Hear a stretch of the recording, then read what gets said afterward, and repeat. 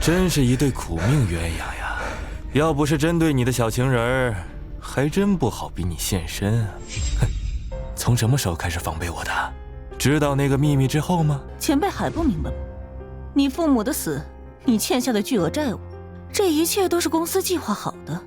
可惜你太聪明了，知道了不该知道的东西，所以你去死吧！我是林天，一个天才游戏设计师。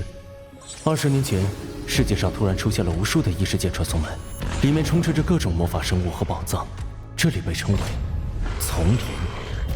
神创科技公司以其跨时代的科技能力，将这里改造成了一款大型互动游戏。玩家通过传送门后，便能化身勇者，在异世界生存。虽然在丛林世界中会面临死亡威胁，但这依旧阻挡不了人们纷纷进入，体验另一种生活。我就是这个世界的造物主。喂，谁让你把蟑螂怪数据改回去的？这个游戏现在运行的数值和我初期设定的差别太大。什么时候轮到你对公司的决策指手画脚了？我要对整个游戏负责。怪物的设计参数我已经调整完毕，别人改不了。改不了，那就大家一起改。改不出来，谁都别想下班。早就说了不要乱改，听上面的就够了。这家伙真以为自己是老板啊？凭什么他闯祸要连累我们啊？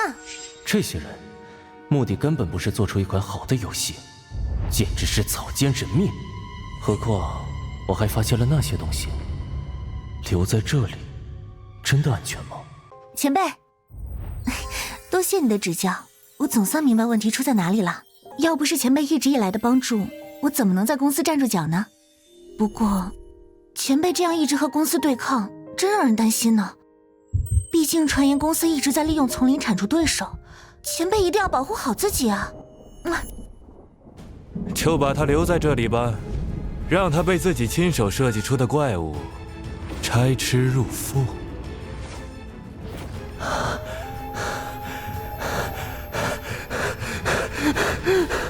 检测到宿主生命垂危，丛林系统植入中。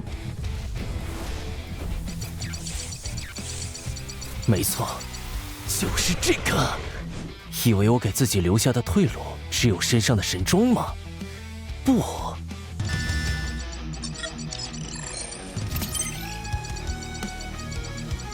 这才是我真正的底牌。他们一直想除掉的丛林之主幼体，还有与这力量所匹配的丛林系统。系统任务：存活，完成任务奖励1000丛林点。这么快就有敌人了？这里是暗夜森林，在这里活跃的怪物是幽冥狼。研究发现，丛林中原本存在一个强大的生物——丛林之主。即便它已经消失了很久，但依旧可以看出各个种族对它的敬畏恐惧。就算本体死去，丛林之主的力量也会以某种方式存续下来。这对我们来说是个大隐患，需要尽早除掉。目前还没有发现关于这种力量的线索，如果有其他线索，我会及时向各位股东汇报。这才是我真正的底牌。他们一直想除掉的丛林之主幼体，在这里活跃的怪物是幽冥狼。多亏了丛林本能可以被动触发，感知恶意存在，催生本能反应，否则还真被这些小怪偷袭成功了。我目前掌握的技能，除了丛林本能，还有一个瞬闪。丛林本能让我感知力翻倍，瞬闪加强了我的机动能力。要杀光他们不难，为什么系统还没提示任务完成？难道……根据地形检索记忆，这里出现领主级别怪物的概率不到1%，想不到还是被我遇到了。难道只能到这里了吗？开什么玩笑！丛林可是我的天下。6级的幽冥狼已经拥有嗜血追踪的能力，纯粹的逃跑没办法躲避他的追踪。噬人花、爆裂浆果、雾毒蘑菇，通通不行。他们对6级幽冥狼起不到什么作用。还有什么办法能摆脱现在的困境？哦，这种地形的树，好像是他。有办法了。我是林天，身为天才设计师的我，被设计欠下亿万债务，遭遇父母离世，女友被刺，现在还在狼口逃生，但一切付出都是值得的，因为丛林是活的。丛林正暗自扩张，将在10年内彻底吞噬地球。这意味着，在未来，人类将全部进入丛林生存。而我，正是负责以游戏的名义来改造丛林，使其适宜人类居住的架构师。公司高层为了掩饰这件事，妄图将我灭口。他们绝对想不到，他们觊觎的丛林主宰之力，就在我手里。而我，将在新世界向他们复仇。畜生，你敢过来吗？来了，这片森林的另一个霸主——石笋熊。打得很激烈嘛，趁他们狗咬狗的时候，我得赶紧溜。哦，现在离开会导致任务失败吗？只顾着逃命，都快忘记有任务这回事了。以石笋熊的实力，应该要不了多久就能干掉幽冥狼王，我只需要等待。果然，狼王一死，我的任务就完成了。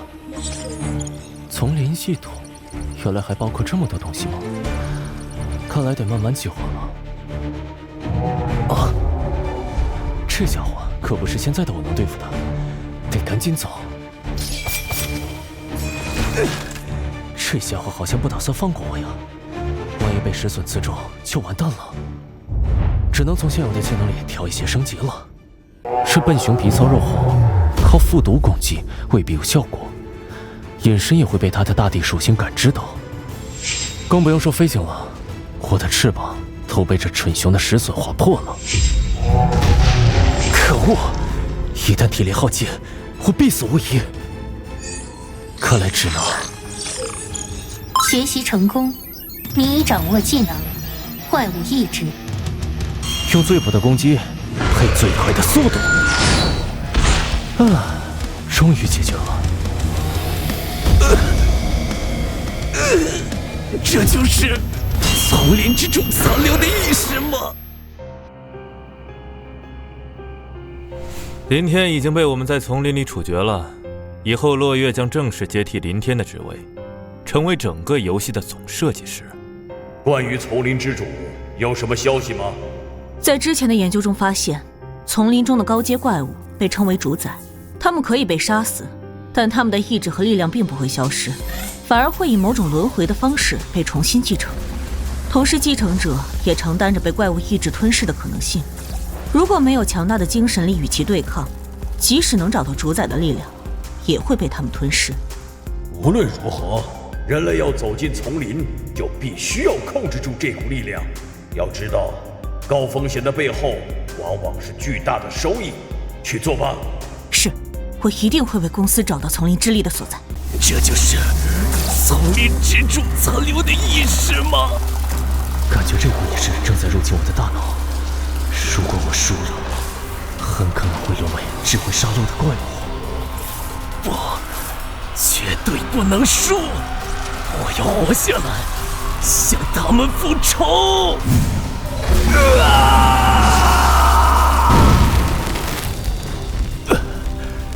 总算是摆脱了副作用。这个技能破坏力虽然惊人，但对精神造成的伤害太大了。不过也算解锁了新的进化形态。虽然身体仍然是怪物，但保持人类意志的时候，也保留了更多的人类特征。看来以后要进化成完全怪物状态，得想办法启动海伦蝶精灵计划了。海伦蝶精灵是丛林中一种光属性的精灵种族，拥有十分出色的辅助系技能。海伦蝶的精灵之力能够增强精神力，如果能成功契约，怪物意志就没有限制了。在我之前的计划里是想借公司的力量打开海伦蝶精灵一族的入口，可惜刘道龙并不重视这个任务，导致入口一直没有打开。没记错的话，以罗峰为首的2分队也很喜欢针对我。刘道龙，战斗探险方面一直是由你负责。你要是不想干这事儿，就另外安排人手吧。那就让2分队的罗峰去吧，那家伙应该喜欢这种任务。要对付他们的话，得想办法先把其他普通技能解锁了。这次居然还分主线任务和支线任务，这些支线中倒是有简单的，不过奖励也太少了吧。相对有风险的任务，奖励也多一些。这个主线系统奖励的怪物模式，解锁起来还挺吸引人的。总之，先完成几个日常任务，解锁保命技能再说。帮助蘑菇族修缮房屋，热情的蘑菇族邀请你品尝他们的大便，发放系统奖励50丛林点。在蜘蛛巢穴中被母蜘蛛怪缠绕，似乎贞洁不保，发放系统奖励100丛林点。在山崖上照顾鸟蛋，对抗毒蛇怪，发放系统奖励50丛林点。总算凑够700点了，可以解锁一个技能了。复读、隐身、飞行，这3个能力选哪个比较好呢？又有新任务。这就是海伦蝶一族的领地啊，也没传闻中那么可怕呀。怎么突然出现这么多咕噜怪？快防御！明火之舞。在论坛发布悬赏任务果然有用，靠这群炮灰，总算把这些咕噜怪都引出来了。好了，给我干掉这些恶心的怪物！用新人勇者做诱饵，倒是个不错的策略，就是太贱了。可惜我现在是怪物身份，没办法进入人类城镇，不然猎杀入侵者的任务应该能轻松完成。猎杀入侵者，任务奖励1000丛林点，可激活商店功能。居然能解锁商店功能，这很重要啊！但对无辜的路人下手，还真不是我的风格。不过第2分队这群家伙嘛，探险活动难免有损伤，这不过是意外罢了。别以为我不知道，罗峰那群人都是罪犯，为了躲避罪责才进入丛林。你竟然将他们招募进探险队！如果你有他们犯罪的证据，你可以叫警察去丛林里抓他们呀。第2分队这群人本来就是人渣，干掉他们，我倒是没什么心理负担。唯一需要担心的是，我和他们的实力还有不少差距。为首的罗峰是15级狂战士，弓箭手成级和法师萨满应该也有13级。这几天我已经按照最快速度攻略升级，但现在只有10级。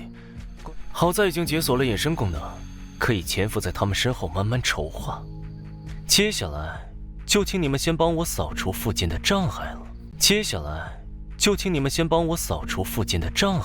蘑菇，小蘑菇，接下来就要靠你了。怎么样了70%的地区都被迷雾覆盖，灵虫看不清。那就把高度降低，直接进到迷雾里面探查。可是如果灵虫离山谷太近，会进入怪物的攻击范围的。它的作用就是为我们探路，如果连这都做不到的话，也没必要存在了。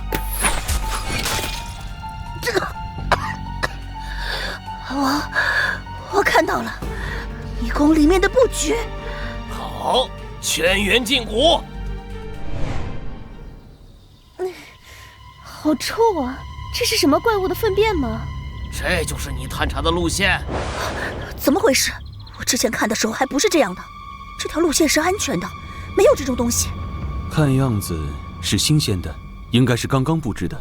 看来这条路没办法走了，我们换路吧。不换！如果真的是丛林怪物，为了让我们走另一条路故意为之，说明另一条路的风险更大。我们就走这条，把路给我清出来。这样也要过去？是障碍物设置的太明显了吗？不过没关系，我们可以慢慢耗，执行 B 计划。蘑菇一族在丛林中随处可见，虽然看起来人畜无害，但在丛林中可是大有作用。为了收买这些蘑菇的好感度，我可是吃完了他们给我准备的蘑菇族大餐。他们可以随意穿梭地下，轻松探查山谷地形，还有多达10几个品种，都有不同的功能。万事俱备，接下来就是猎杀时刻。总算穿过来了。别再给老子埋怨了。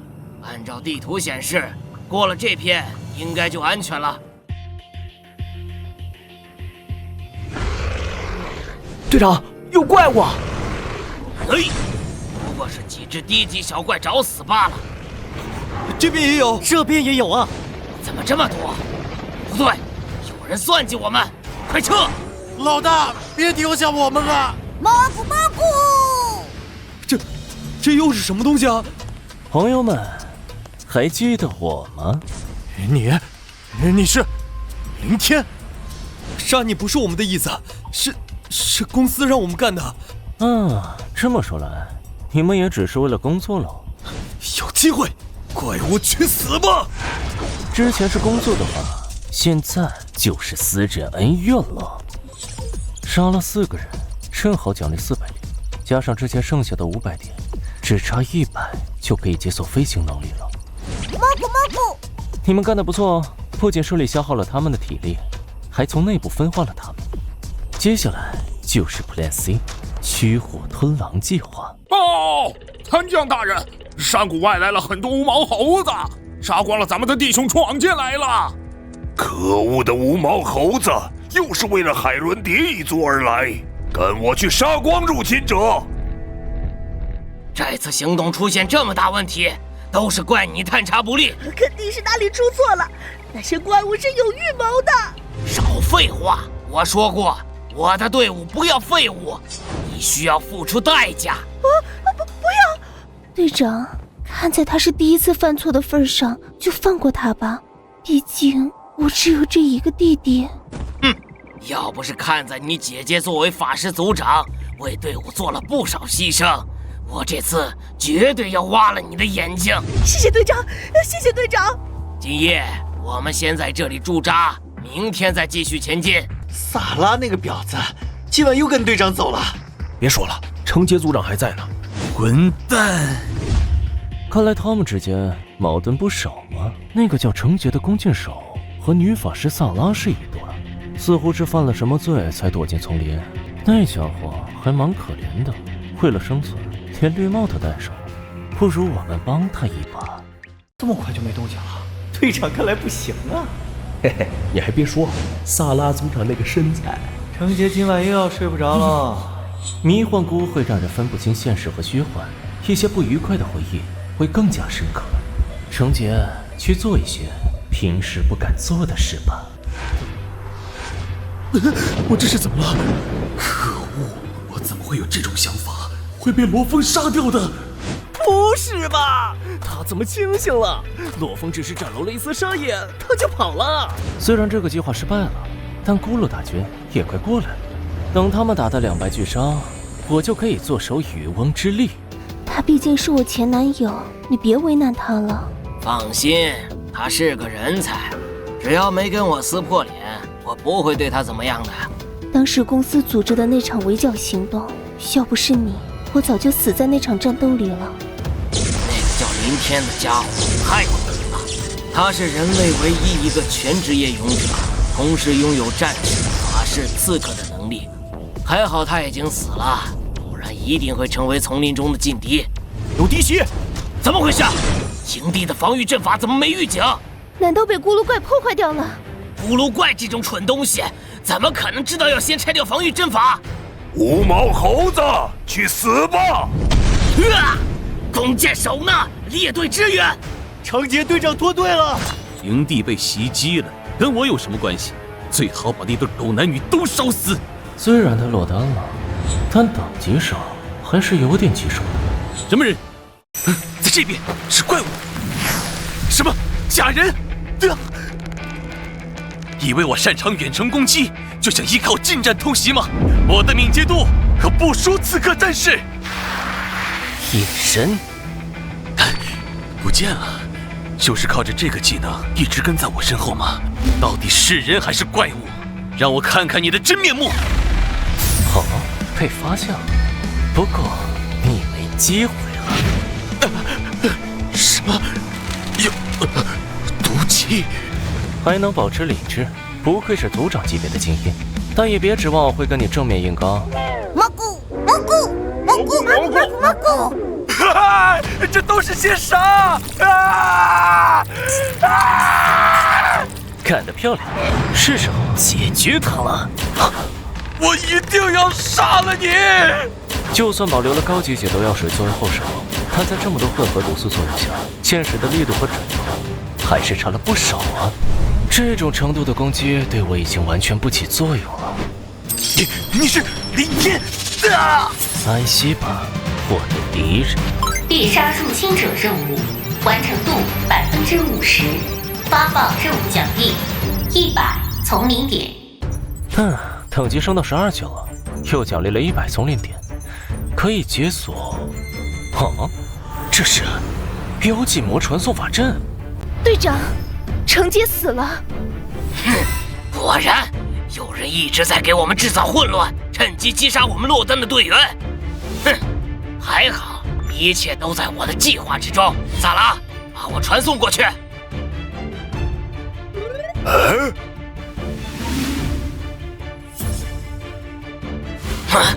怎么可能？杀死程杰的是一只怪物。在这个游戏里，人类有个最大的优点，那就是善于使用计谋，可以组织编队，制造陷阱。这也使得人类最高可以击杀比自己高出10级的怪物，这一直是人类特有的优势。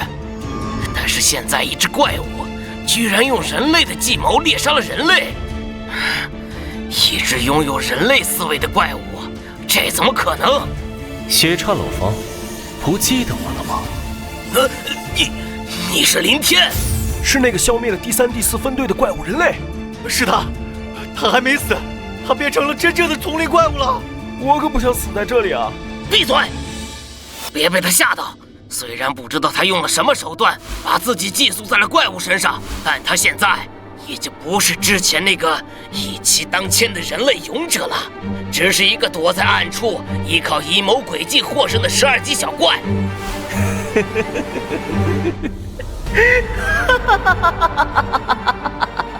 杀我？别开玩笑了！柳道龙带领公司7个队伍也没能正面击败我，就凭你们几个臭鱼烂虾，还想杀我？哼，不过是一只低级怪物罢了，给我死！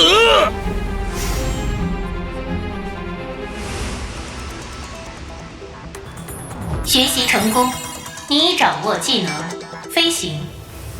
走你们，迎接即将到来的死亡吧！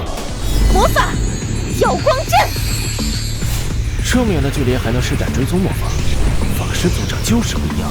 不过这个速度还在我的敏捷范围以内。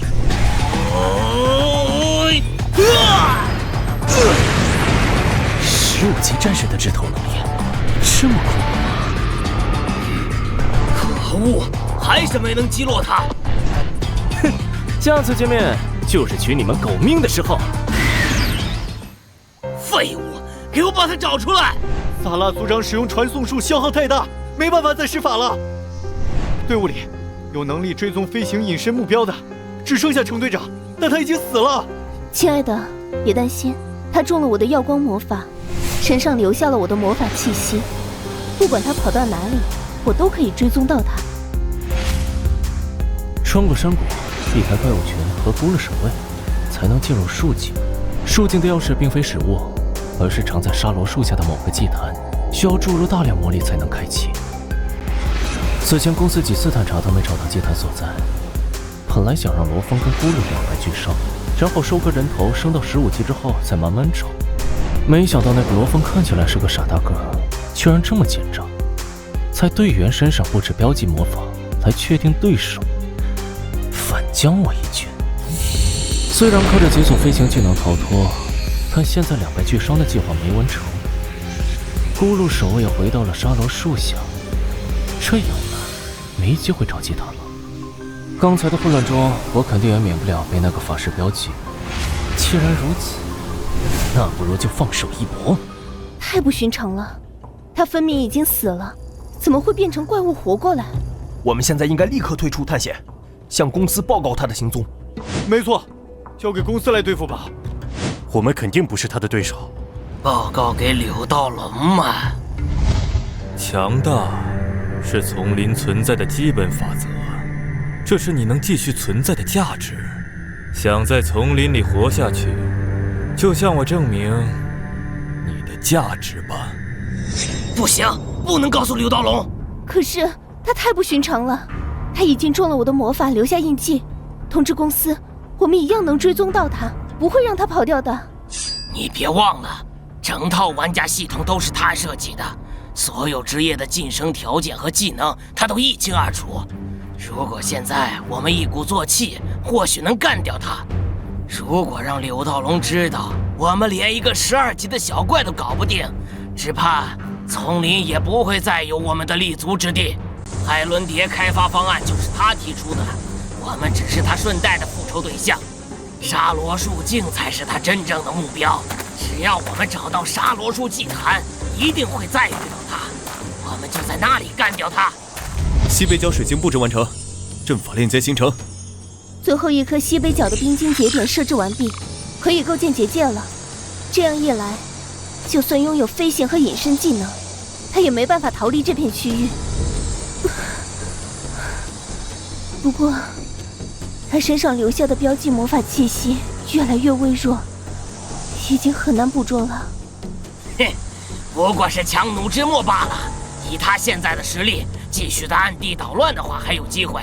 已经被我们发现，他就很难有操作余地了。范围就这么大，明田和树境祭坛都在这里，只要再发现他的位置，他绝对无法逃脱。可恶，在丛林跟这些家伙打了几天的游击战了，还是没发现祭坛的位置。利用蘑菇们勘察山谷怪物分布，然后假扮人类袭击怪物营地，调集怪物和罗峰他们的斗争。这样的方法还好几次，他们已经有了防备。只要不跟咕噜参将正面冲突，他们几乎不会再有损伤。他们一边击溃丛林怪物，一边布置法阵。我能躲避的范围已经被缩小到沙罗树周围。还好这片灵锥树拥有魔法特质，可以遮盖标记魔法。虽然等级提升到了13级，但面对一个猎人小队，还是只能苟。还没发现祭坛吗？只有这么大范围了。以蘑菇族对地脉灵力的敏感度，不应该呀。蘑菇蘑菇，找到了吗？这么说，到决战时刻了。蘑菇蘑菇，找到林天了。我们走，这里只有这么大范围，他肯定是发现了树境入口。这次一定要干掉他。哼，果然发现我了，弄出这么大的动静，这一次是要最终决战啊！那么，就把整个丛林的气氛都调动起来吧，调动丛林里的怪物们，一起闹场大风暴吧！缩小结界阵法，将他彻底困在沙罗树范围下。这次一定要杀死他！丛林里的怪物似乎都躁动起来了，他又在调动怪物了。左右两队抵挡怪物，其他人继续前进。看来他是知道这次跑不掉了，所以把森林里所有怪物都搅动了。不过，他居然能操控这些怪物。算了吧，说操控也太看得起他了。现在倒像是用了什么毒素让怪物发狂。目前他表现出来的也不过是常规的人类手段，再怎么说也不过是个12级的小怪，我们不用担心。来了，这应该就是他最大的倚仗吧。迷宫山谷的 BOSS 乌鲁参将，干掉这家伙，看他还有什么底牌。组长，我们上去协助队长。不必，这怪物不是队长的对手，我们有更重要的敌人，明天就在前面，跟我过去杀了他！怪不得找了这么久都找不到，原来是利用沙罗树做了掩饰。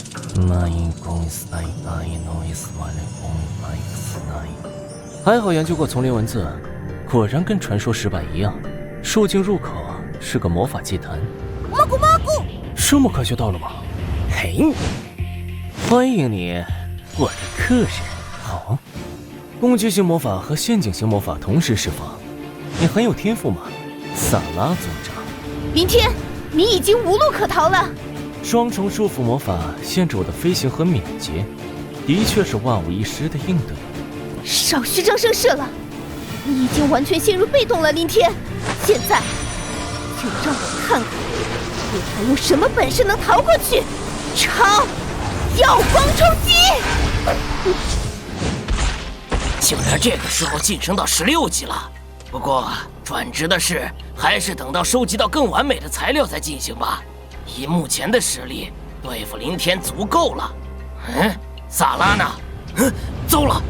你的魔法还是不够劲儿啊，再猛练一点吧。这魔法祭坛是树境的入口，你想靠它吸收我们的魔法来阻挡攻击，你也太天真了。当然不止于此了，我是要利用它抽光你们的所有魔法。糟了，萨拉布下的结界在消散，没办法困住他了。难道又要让他逃走了吗？人类勇者有24个职业，算上转职之后，有72个可供选择的路线。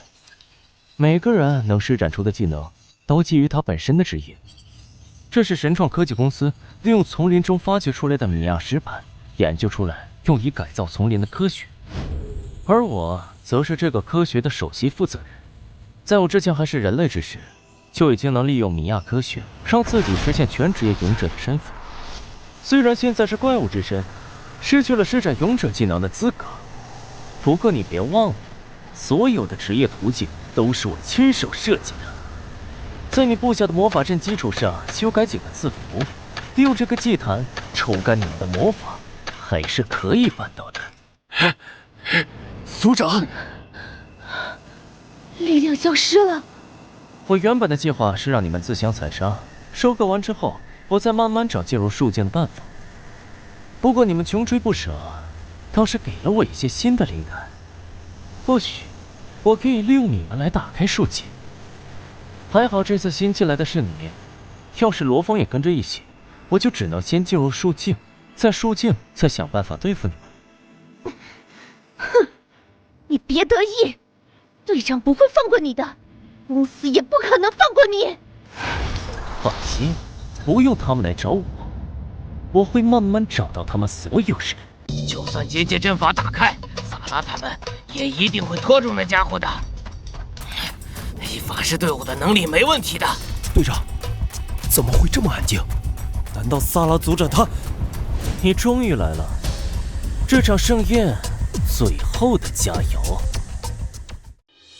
萨拉族长死了，不是说他只是12级小怪吗？不对，这家伙……别紧张，见者有份。快跑！队长你……懦弱胆小的家伙们，丧失了斗志，留下也没用。自己动手啊，当我倒是省事儿。我的丛林田啊！林天，我承认之前小看你了。那现在呢？难道不应该夹着尾巴赶紧逃跑吗？树境打开了，有没有困住你的结界？以你现在的等级，需要逃跑的应该是你吧？你不必激我，我之所以还留在这里，就是在等着你。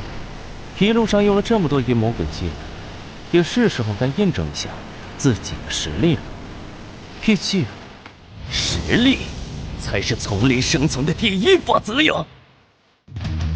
这家伙是典型的力量型玩家，不能被他碰到。隐身！既然这样，只能利用速度破防了。想靠速度对抗我，这就是你的极限了吗？仅此而已吗？好恐怖的力量！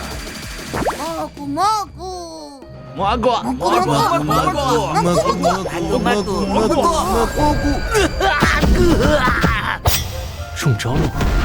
雕虫小技！你的底牌就是这些不起眼的蘑菇吗？怪不得能掌握我们的动向，调动森林的怪物。这些不起眼的东西确实让人难以注意。是看到程杰的死状做了些准备，说不定我也会中招。他带了高级进化宝石。林天，你就打算这样一直逃下去吗？哼，什么全职业勇者，你就是个懦夫。完全是针对我的打法呀！可恶！哼，总算是破防了。花了那么大功夫，也只是造成这么细微的伤口，你在得意什么啊？这是中毒了吗？哼，杀死拉萨他们奖励的丛林点，让我觉醒了最后一个技能——复毒。和蘑菇的那种只是影响行动感知的负面毒素不一样，这可是致命的神经毒素。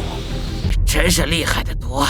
感觉一下子就失去了所有力气。不过，这就是你最后的招数了吗？转职？落月已经开放转职权限了吗？没错，在你离开公司之后，转职限制已经被取消了，所以你准备好受死了吗？这就是狂战士吗？我现在感觉浑身充满了力量。狂战士开启狂化后，可以解除所有负面状态，同时会不断提升战役和攻击力，直接把自己变成杀人机器。现在的我肯定不是他的对手了，要撤吗？还打算逃吗？第一时间就堵住了树径入口，看来没有机会，只能正面迎战。去死吧！神啊！你在看哪儿？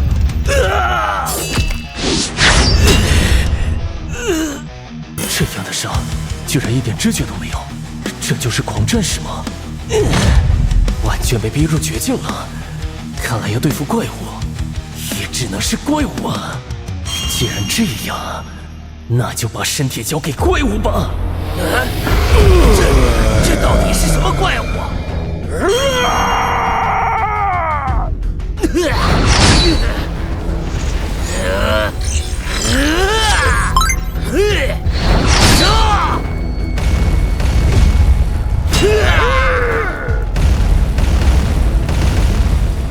真不愧是你呀！今天我服了。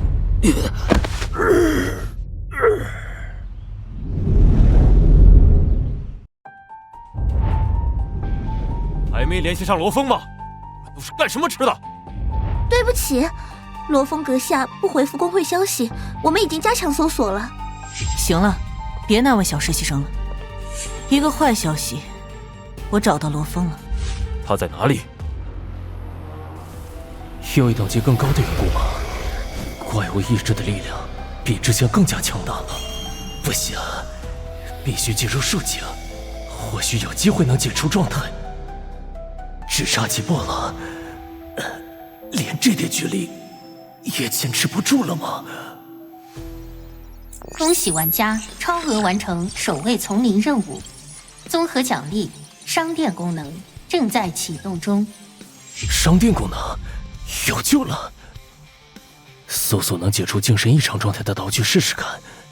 净化药水命运之泉，购买需要500丛林点，玩家目前剩余丛林点0，余额不足。靠，这么倒霉！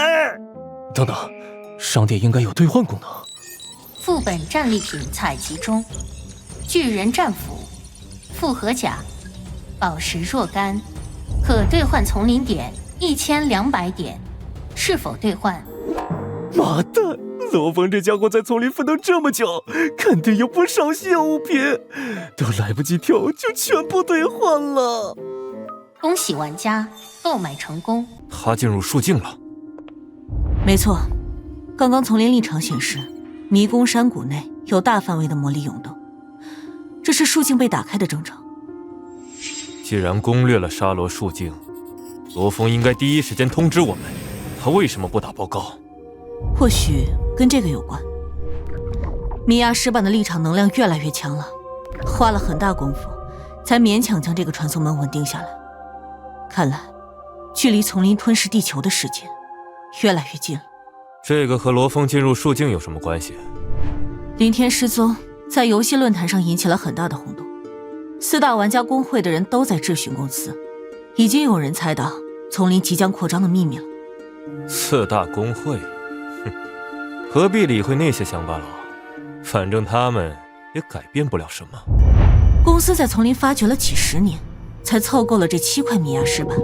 这7块石板不仅让我们初步解读了丛林的历史，还利用其中难以解释的力量，研发出了米亚科技。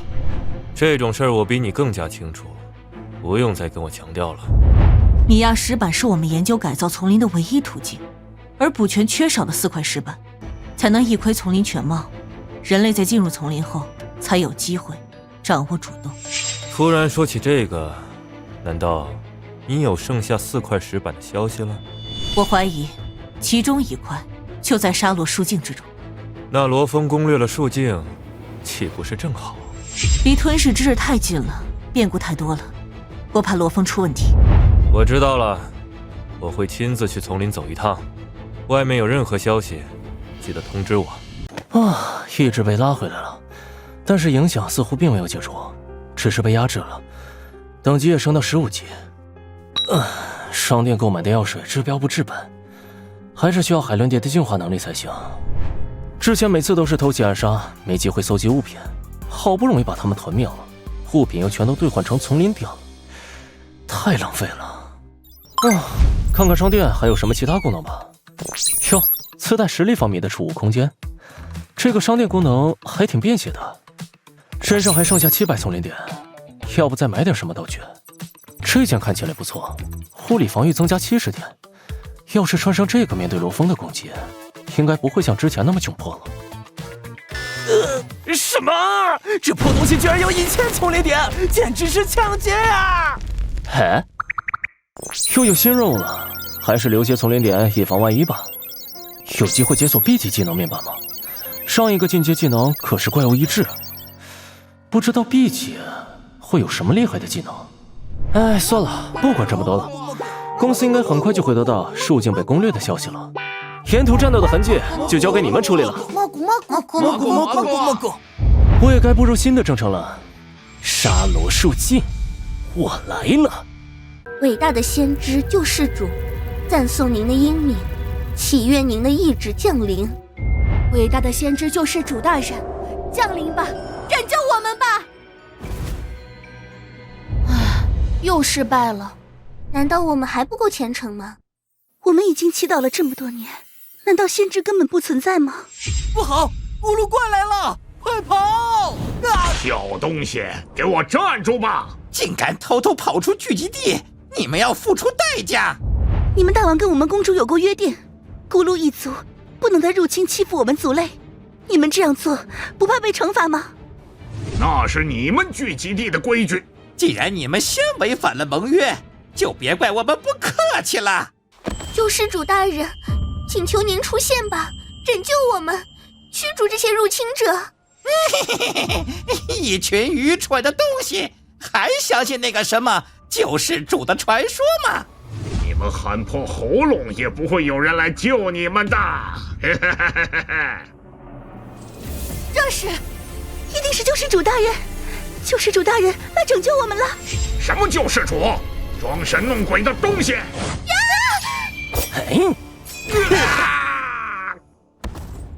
这就是书记吗？怎么里面还有咕噜啊？救世主大人，他出现了！救世主大人是存在的！啊，救世主？救世主？那只是一个传说，根本就不存在救世主。不可能，他是听到我们的呼唤才出现的。他拯救了我们。我说了多少遍，不要再去外面，那里已经被咕噜怪占领了。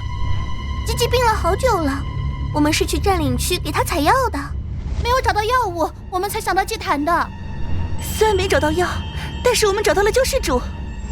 说了多少遍，那家伙不是什么救世主。可是他有办法救吉吉啊，他肯定是真的救世主。好了，他的病情已经稳定了。居然真的好转了，你的药物果然有效果。那是当然，这可是我花了100点购买的治疗药水的效果。不过这个老婆怎么看我还是这么防备。既然这样，那你就待到吉吉的病好了再离开吧。太好了，救世主大人！原来你们海伦蝶一族的领地被咕噜怪占领了。没错，好多年前，他们不知道从哪里闯进来，占领了树境的好多地方。还好我们的公主殿下出面与他们达成盟约，才保护了我们。海伦蝶一族是纯粹的辅助系种族，性格决定了他们不善战斗。就算高等级的海伦蝶，也只有辅助技巧，所以才会被其他种族入侵。海伦蝶皇室是种族中血脉力量最为纯粹的群体，公主正是我此行的目标。那你们说的救世主又是怎么回事？啊，您不就是救世主大人吗？怎么还要问我们？这个……那位大人已经是100年前的事情了，这位很显然是那位的转世，他现在没有了前世的记忆，自然不记得以前的事了。还真是如传说中那样单纯的生物啊，已经不用我自己来解释了。没错，虽然被诸位召唤出来了，但我脑海中除了守护各位的职责之外，已经不记得任何东西了。救世主大人是我们一族的大恩人，在很久很久以前，我们一族刚来到丛林的时候，饱受着其他大型族类的欺凌，是一位先知救下了我们，他用魔法建立了这座秘境，供我们在这里生存，因此他被我们一族奉为救世主。可惜不久之后，救世主大人就离开了，离开后他告诉我们的先祖，只要我们有难，他就会再次归来。这么说起来，你们不应该是小小的一支吗？这个先辈们曾提到，树境的入口有一层结界，会让进入树境的生物体型缩小到我们一族的大小。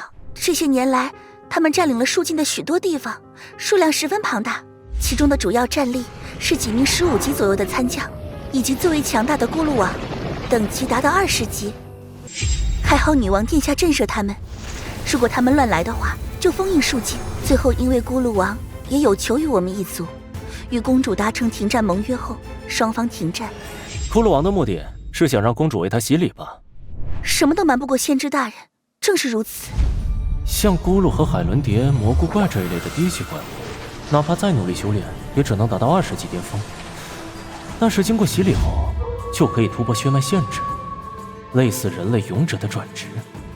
而丛林中能够进行洗礼的魔法生物和道具少之又少，海伦蝶正是其中之一。一只海伦蝶终身只能洗礼1次，血脉越纯粹的海伦蝶，洗礼的怪物天赋就会拔得越高。女王陛下应该是给她的丈夫洗礼过，所以咕噜王只能把主意打到海伦蝶公主的身上，因此才会形成互不侵犯的暂时盟约。公主殿下是我们海伦蝶一族100年难得一见的天才，如今也快到了可以进行洗礼的等级了。一旦为咕噜王洗礼，那么就相当于与咕噜王签下终身相伴的契约。我等子民绝对不能忍受公主殿下遭受这等耻辱。放心吧，有我在，一定不会让公主殿下落到恶心的咕噜王手里。救世主大人，好帅！这可是我内定的辅助，怎么能让他落到什么咕噜王手里？而且总会让人想起看过的一些不好的漫画呀。那么皇宫在哪儿？我该怎么去见你们的公主呢？树境空间十分广袤，要是步行过去，可能要1周时间，但是可以用传送阵，就快多了。不过传送阵需要在村长主持下才能发动，村长大人好像并不信任救世主大人。我们也可以尝试一下，但可能会失败。到时候万一传送到不知道什么地方，就糟糕了。这么说来，第一步还得取得村长的信任。治疗好那只小海伦蝶的话，应该就有点希望。您的存在已经被敌人发现，打败即将到来的敌人。有敌人来了！敌人在哪里？不好了，咕噜参将来了，是来找救世主大人的。不愧是先知大人，敌人还没到就预测到了。咕噜参将等级应该跟外面那只差不多，正好可以利用它来赌一把，赢了说不定就能把村长攻略了。区区咕噜参将而已，且跟我出去灭了他们！你们的大王跟我们公主有过约定，在那天到来之前，不准再对我们出手。为什么要突然入侵我们的村落？听说你们村落来了只怪物，我怀疑他是入侵者，来帮你们消灭他。快交出来！你胡说，那是我们尊敬的救世主阁下，你不要侮辱他。没错，救世主大人才不是什么入侵者。那家伙并不是什么救世主，只是个外来的客人罢了，会很快离开的。村长大人，好啦，我们这里没有危险，你们也不准继续靠近了。少废话！打伤了我的属下就想这么了事吗？既然不想交出来，那我们就自己动手了。啊！谁敢动手？不用找了，我自己出来了。就是你嘛！该死的东西！现在任务目标都明码标价了，这1000点我拿下你！给我去死！这力量跟狂化后的罗峰比起来，差的也太多了。可恶！你只会躲来躲去吗？这么快就失去耐心了吗？那就速战速决吧，3回合，取你狗命！要发作了吗？有机会！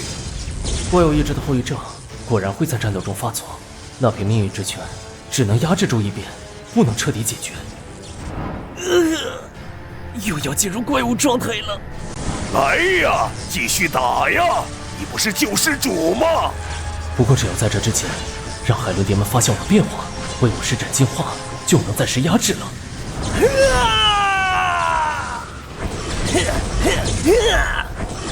怎么回事？意志快坚持不住了，这些海伦蝶还不给我进化吗？是黑暗魔法的气息，果然是来历不明的家伙。这些小东西还不知道发生了什么吗？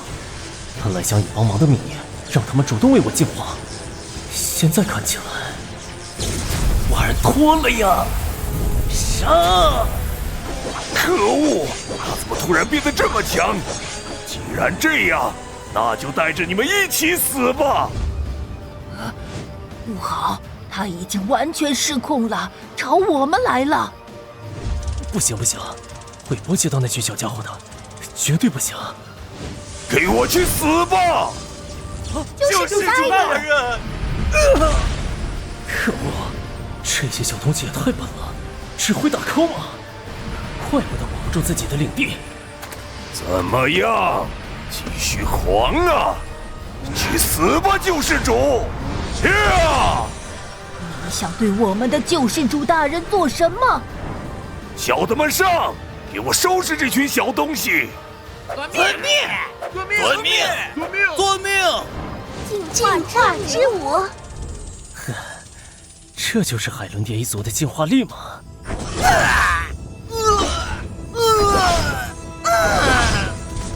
既然如此，游戏也该结束了。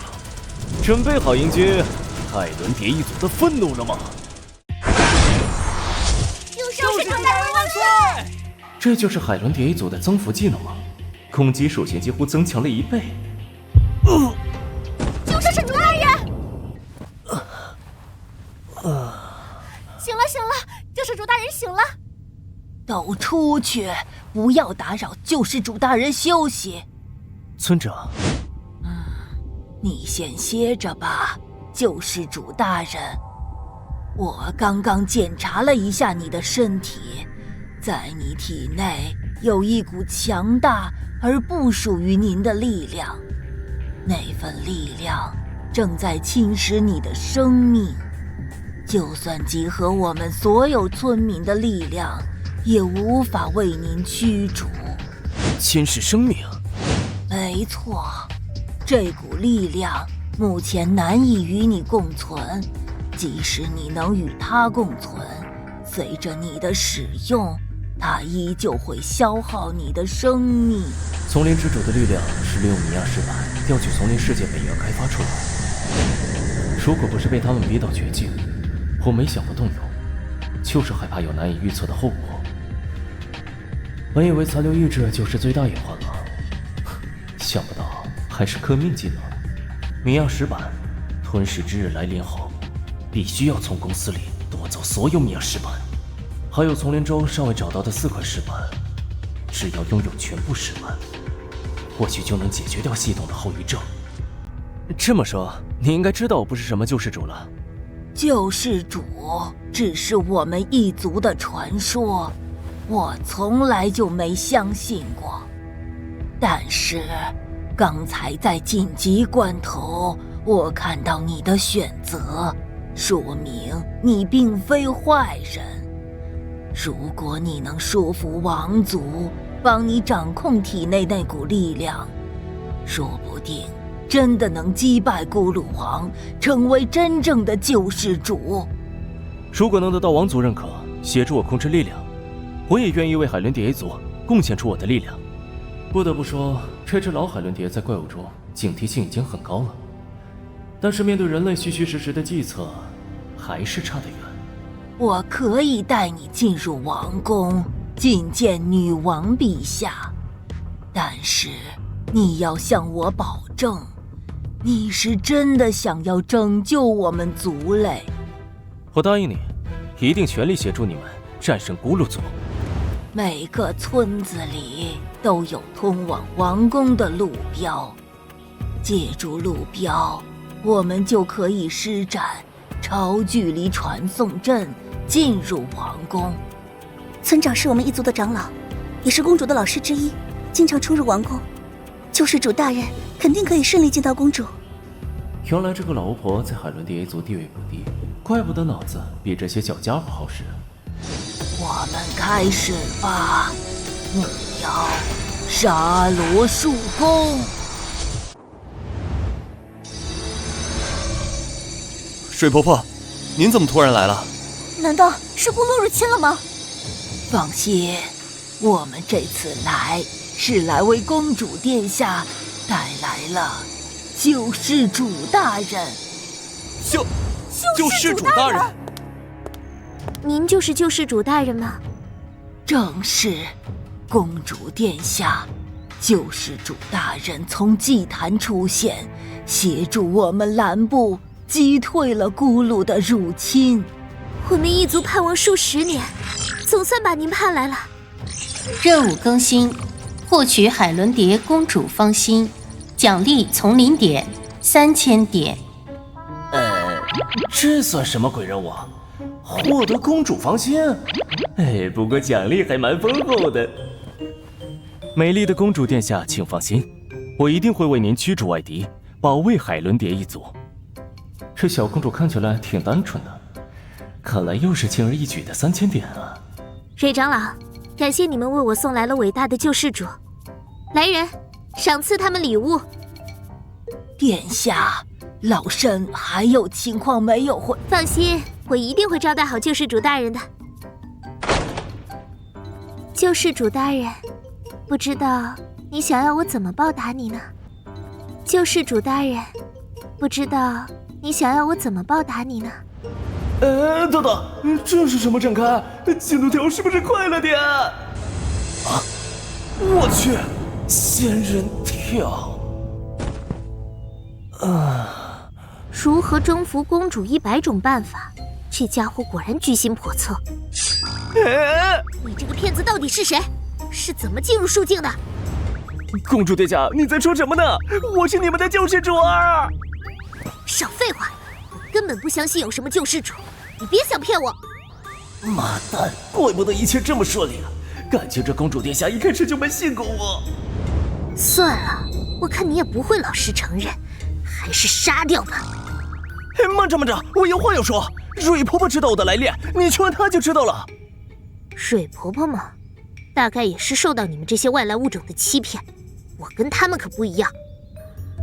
看来一时半会儿说服不了这个公主了，只能先对不起她了。你要干什么？海伦蝶一族果然如传说中那样，毫无战斗天赋啊！爸爸，别突然叫这么奇怪的词啊！是海伦蝶一族的战士吗？这应该就是他们口中那位专修武道的女王丈夫威，拥有隐身技能，和我的战斗方式相似。你没事吧？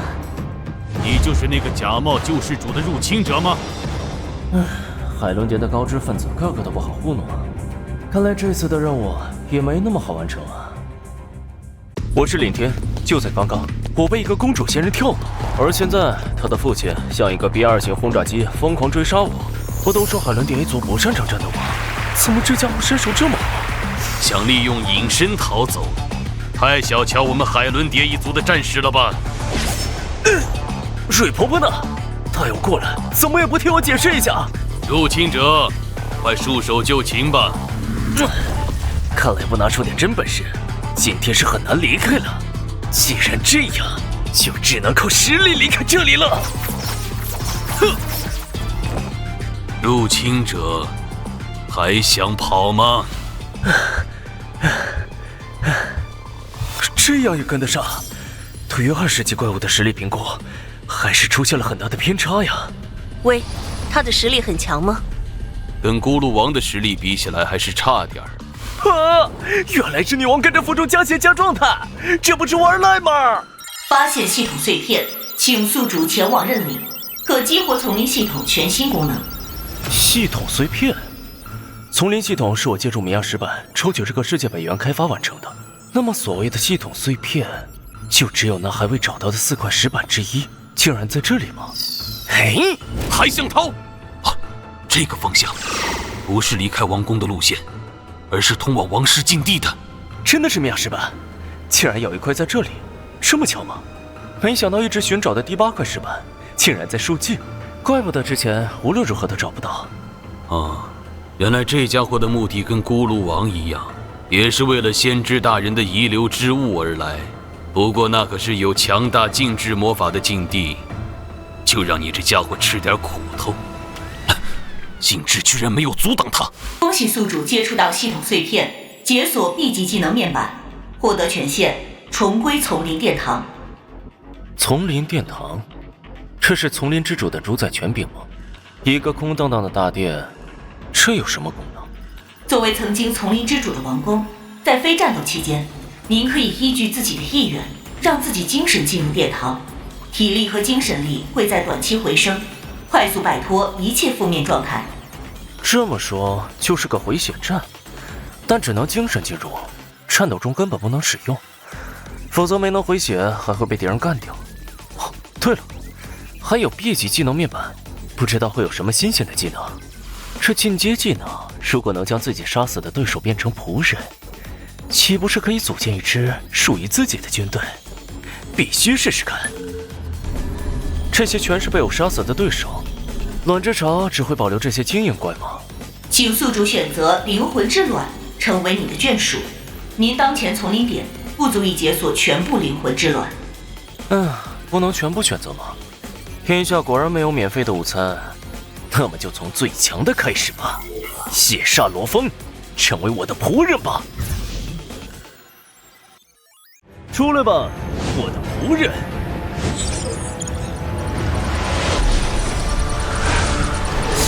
请吩咐罗峰，我的主人。有了眷属这里加成，这下再也不用担心外面那只海伦蝶了。先解决外面的麻烦，顺便测试一下眷属的力量。不知道那只海伦蝶会不会乘机攻击我？海伦蝶一族等待了100年，终于迎回了先知救世主大人了！先知大人，先知大人！来，我又成救世主了！呵，先知大人不仅是武力超凡，酒量也是海量啊！这才哪到哪儿？继续喝！海伦蝶酿的这种酒，喝起来跟人类的饮料差不多，还想灌醉我？小女不懂事，还望先知大人赎罪。其实，公主殿下说的也没错，我的确不是什么先知救世主。海伦蝶一族的好感度刷的差不多了，现在去掉救世主这层假皮，做事更加方便。其实，在见到你之前，蕊婆婆已经把情况汇报给我们了。我们早就知道您不是先知大人了。我并非不相信蕊婆婆对您的判断，但是在下也是武道爱好者，在这数境之中，几乎很难遇见可以打架的对手，所以才想跟您印证一下武道。武道爱好者果然是海伦蝶中的异类。在此之前，我们只是将你当成有求于我族的异类。夫君想要测试一下你的实力，是否有力量能帮助我族，但没想到你直接获得了先知遗物的认可，这才让我们确认您的身份。果然是因为米亚石板。难道这块米亚石板是他们口中先知留下的？既然你们认定我就是先知救世主，那么关于你们口中的先知和石板的线索，我能知道更多吗？当年先知大人为我们开拓了沙罗树境这片栖身之所后，在这里留下了那块石板以及一个预言就离开了。族群危难之际，吾会再次降临，遗留之物会响应吾之呼唤。这个先知听起来倒像是人类历史中会出现的一些宗教神。米亚石板的来历也是公司一直在研究的问题，没想到居然在这里找到了线索。我们对丛林的认知还是太浅薄了。对了，难道石板对你们都没有反应吗？别说反应了，石板周围的禁制是前任先知大人所留，我们连接近都做不到。而且你也不是第一个为石板而来的异族，还有其他人来树境寻找石板？谁？咕噜王。你的意思是，咕噜王进入树境是为了米亚石板而来？近100年以来，我们海伦蝶一族已经习惯了在沙罗树内生存，因此能进入树境的7个祭坛通道早就被我们封印了。直到几10年前，我的夫君为了印证武道，我拗不过他的请求，打开了王室所用的祭坛，供他前往丛林挑战各族。因此，整个树境只有王室的1个祭坛可以通往丛林，而且也仅限海伦蝶一族能够进入。直到几年前，因为某些原因，咕噜王进入。刚开始我们以为他就是先知大人传说之人，即使他的下属在树境内胡作非为，我们也热情接待了他们，并且带他们来到禁地参观石板。但是石板并没有响应他，反而将他重伤到几乎死亡。在濒死之际，他在王宫内使用了一种邪恶的魔法，抽取了几名侍女的生命，用来恢复自身。利用魔法抽取生命，咕噜这种生物并非战士生物啊，这只咕噜王似乎有点特殊。当时我们看见石板并没有接纳他，他还伤害了我的族人，也明白了他并非先知转世，当即出手对付他。女王和七王阁下联手也没能打败他吗？坦白说，在丛林我也曾接触过差不多等级的领主怪物，不能说完全战胜，但也不至于落败。不过这只咕噜王的力量显然已经超过自身等级。这么说来，这只咕噜王的实力比我想象的要强多了，而且还有未知的魔法力量。难道这一切都跟米亚石板有关？如果是这样的话，就有必要抓住咕噜王好好审问一番了。当时他们战胜了我和夫君，但并没有杀我们，而是提出要亚因为他们洗礼。这之后他就占据了祭坛，逼迫我们开放所有树境祭坛，将他们咕噜一族从丛林大举迁移进来。这么说，我能进入树境还是沾了咕噜王的光。相信你们也知道我来树境的目的。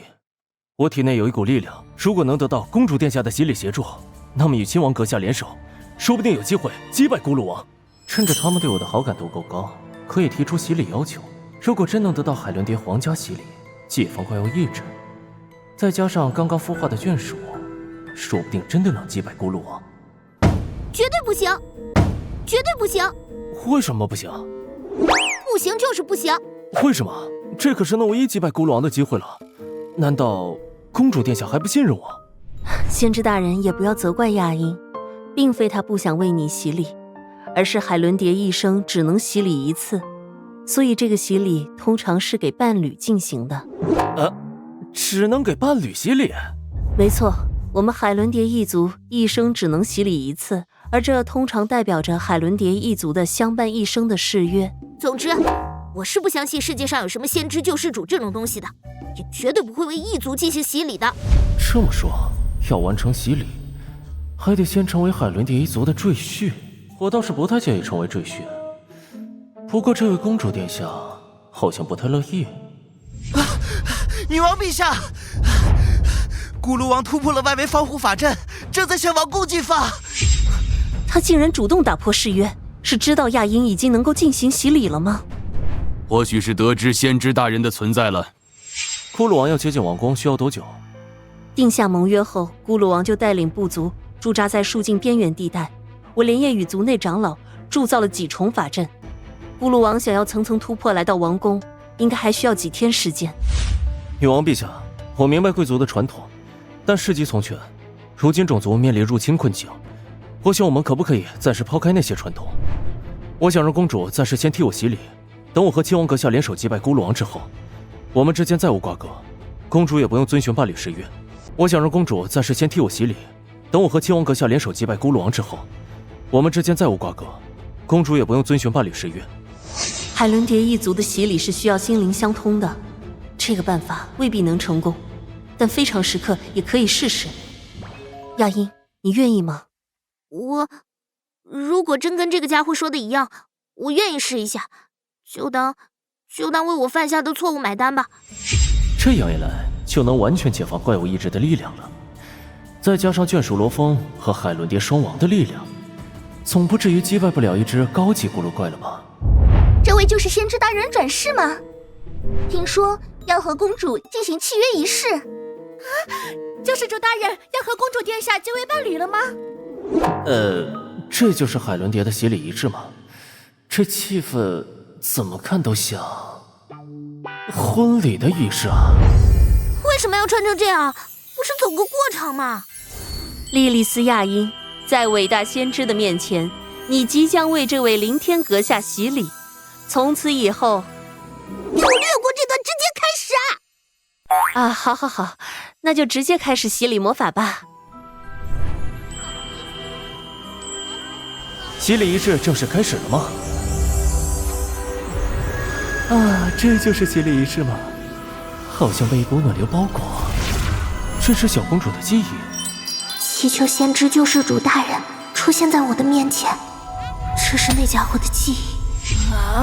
这是不好，他们之间没有进入契约状态，洗礼要失败了。